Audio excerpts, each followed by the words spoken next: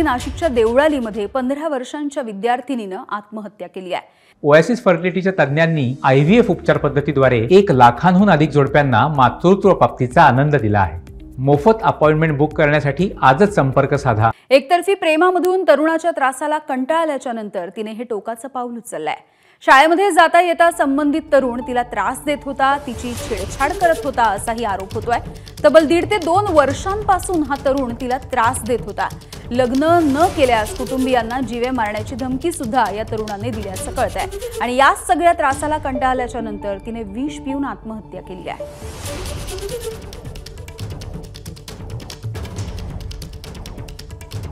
तर नाशिकच्या देवळाली परिसरामधली ही सगळी घटना आहे। अवघ्या 15 वर्षांच्या विद्यार्थिनीने ही आत्महत्या केल्याचं कळतंय आणि याविषयी बोलूयात। मुकुल कुलकर्णी आहेत आमचे प्रतिनिधी आपल्यासोबत। मुकुल,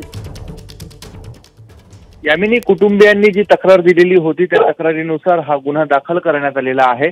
परंतु आता या प्रकरणामागची सत्यता पोलीस पडताळून बघत आहेत। जी फिर्याद देण्यात आलेली आहे त्या फिर्यादीनुसार मागील 1 ते 1.5 वर्षापासून छेडछाड होत होती अशा स्वरूपाचा तक्रारीमध्ये उल्लेख आहे।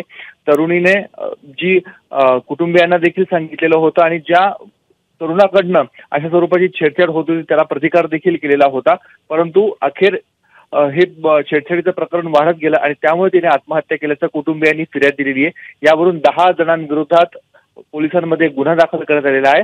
आता पुढचा तपास पोलीस करत आहेत।